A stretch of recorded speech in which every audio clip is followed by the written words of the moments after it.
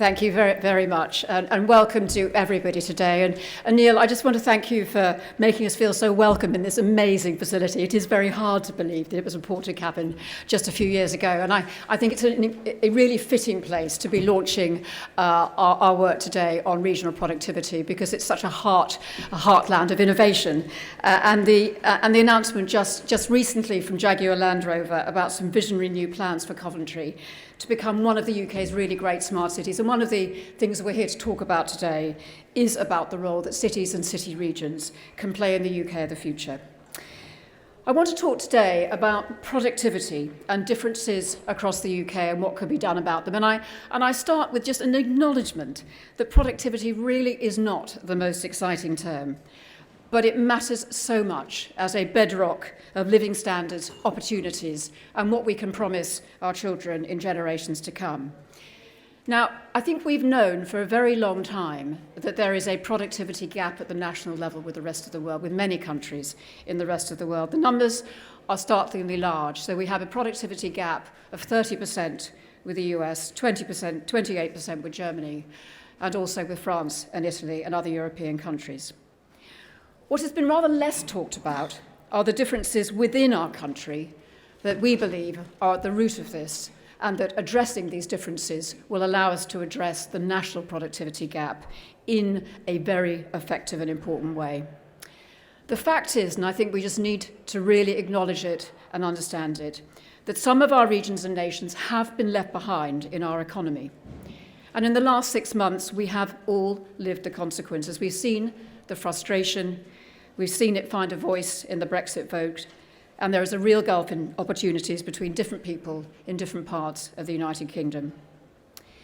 You'll see, I think, from our report just how dramatic these variations are in productivity across the UK. And for example, just to take one example, Wandsworth in London is almost 2.5 times more productive than Blackpool, one of the least productive, where I'm heading this afternoon.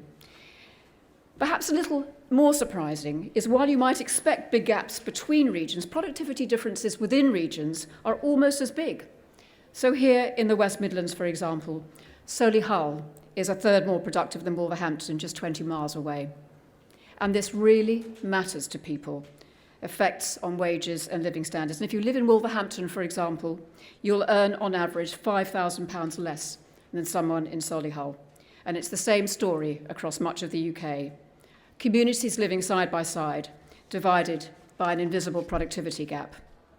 And I have to say, changing this is something that the CBI, I personally, feel very passionately about. And I think there is grounds for real optimism. There is a lot of energy around doing something about this. And I think there is an alignment between business and politics. So we've seen a very strong commitment from the Prime Minister. She's talking very openly and passionately herself about delivering an economy which works for everyone, with a strong emphasis on roots, on place, on where people live. And I also hear it all the time from business as I go around the country. Commitment to making businesses work outside London, across the whole UK, seizing the opportunities of a modern industrial strategy rooted in our regions. We've got business and politics aligned on this, and it's time to do something about it. It is also hugely about our global competitiveness. So talking again about cities and city regions, it's not about Edinburgh competing with Leeds, or Liverpool with Manchester, or even with London. It's about Manchester competing with Marseille, Birmingham with Chengdu, or a city just being born in Indonesia or India. This is about our global competitiveness as well as our local competitiveness. And in all of this, regional productivity will play a crucial role. We saw very welcome government commitment to this in last week's autumn statement, with hugely valuable new investment in local infrastructure and broadband. And today, I'm very proud that we are launching our report, Unlocking Regional Growth. We've had fantastic analytical support from McKinsey & Company. We've had special access to ONS data, and we've talked to hundreds of CBI members. And what we've attempted to do is put together what we think is a unique evidence base, enabling us, and we hope others, to explore what really drives these differences across the UK and what doesn't. And we think it's been missing from the debate, and hope will make a real contribution so we can all act. So here's the headline scale of the opportunity from our research. If we could bring our least productive areas in line with their next best performing neighbours, over 10 years, we could add more than £200 billion to our economy. That's an economy that could be 10% bigger than it would otherwise have been, with all the consequent effects on living standards, opportunities, and jobs. But now, if we drill down into what's behind these regional differences, our work shows that there are 4 factors which matter most. There are 4 places where the future of Britain's productivity will be most affected and most decided. The first is in classrooms. Educational attainment at 16 emerged as the single most important driver of productivity differences around the UK, bar none. A big reason for this is that people don't move around the UK as much as you might expect. So the students of today are the workforces of tomorrow for your businesses, for local businesses. Only 3% of the working age population move to another region in a given year. We actually have lower labour mobility than many other European countries. So it really matters, the education we are giving our children. And we found that where children get the best results at 16 and school performance is highest, regional productivity is significantly greater. But at the moment, this differs wildly, even within regions. In the Northwest, for example, almost 8 out of 10 pupils in Trafford get at least 5 A to start to C grades at GCSE. In Blackpool, it is only 5 out of 10. And later on today, I'll be visiting Blackpool and the Field College, an outstanding rated school, so it can be done. It can be done. We know how to do it. An example for others to follow. I'll be accompanying Justine Greening, our Education Secretary, whose opportunity areas are a great way for companies to support schools and individual teachers. And I know how many businesses want to do that. We think in England there could be a bigger role for regional school commissioners to help underperforming schools. We always knew education mattered, but I have to say our work, I think, shows just how much. Our research has also found that transport links were the second biggest driver of regional productivity. Today, these are often simply not good enough. Let me just give you an example I came across about 6 months ago from Yorkshire and the Humber. So 6 years ago, a super company, Sky Betting and Gaming, set up an office in Leeds. They started with around 200 staff. They've grown really fast, taking on another 500 people as the business boomed. Leeds has been a great place for them. But despite their best efforts, they found it almost impossible to ask people to commute from Sheffield to Leeds, a journey of only 35 miles.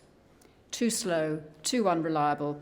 They had to open another office in Sheffield to attract the people they needed. That is not great productivity.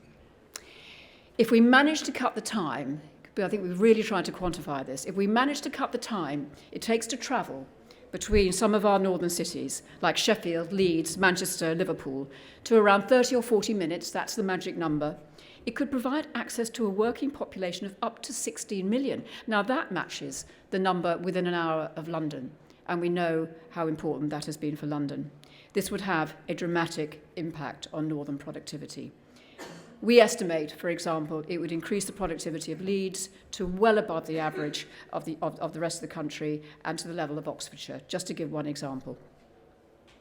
Now, how do we actually do this? Well, firms are telling us that the current round of local growth funding, the local growth funds spending, is 5 times oversubscribed. There are lots of great ideas, and actually a lot of the transport projects are small. They are local pinch points. Yes, we need the arteries going through our country, and we are building them, but we must address the local projects. So the Local Growth Fund, 5 times oversubscribed. Terrific to see an increase in the autumn statement last week, but there's much more that can be done, and we mustn't let up. We must keep on investing and delivering on road and rail where it matters most. Broadband also came out as a very important area for investment. But of course, as business, if we're asking a lot of government, we need to ask just as much of ourselves. So the third place we can raise productivity is in our businesses, in the offices, warehouses, factories and studios around the UK. The Productivity Leadership Group, which has been chaired by Sir Charlie Mayfield, who is chair of John Lewis, has shown that from management to leadership and innovation, business practices make all the difference, and our research backs this up. Today, people often define firms by their size, big, medium, small, start-ups, scale-ups, but it's not just about how big companies are, it's how they're run, how they invest in their people, whether they want to grow and expand. And there are so many ways that businesses can help themselves.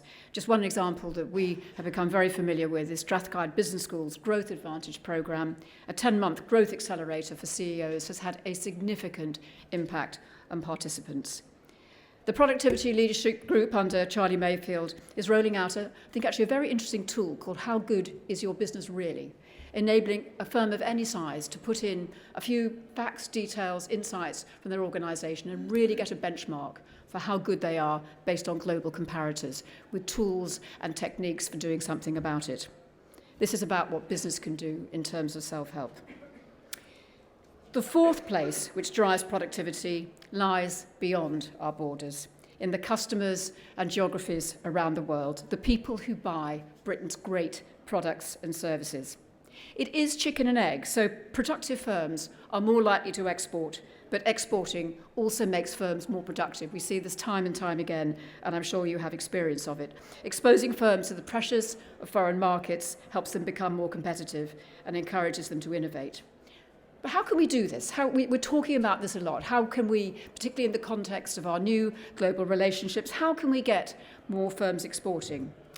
There's some very interesting finding that comes out from our work, which is that in most nations and regions, and we break it down in our report, up to 15% of firms in any given region should and could export. They have the characteristics that match those of other exporting firms in the region, but they don't. And there are experiences globally now of programs that target those firms that have a propensity to export that don't. Canada has one. It's been very successful. Let's do that. I have to say, at the moment, help is very fragmented. On our last count, there are 500 business support programs to help support businesses exporting. Some of them are absolutely fantastic. Exporting is great. Invest Northern Ireland. They're really great programs.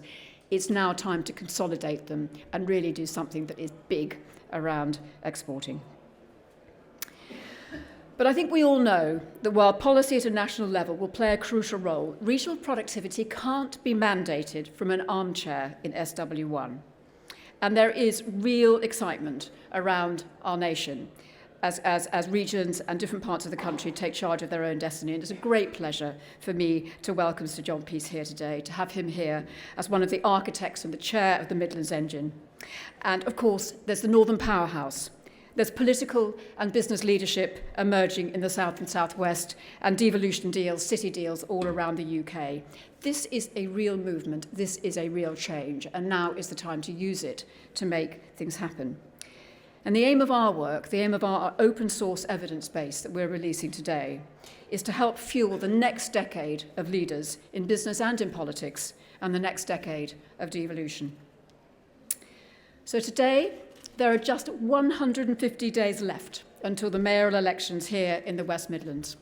And in the run-up to these, candidates from all parties will be building their plans to understand the strengths and weaknesses of the different parts of the UK.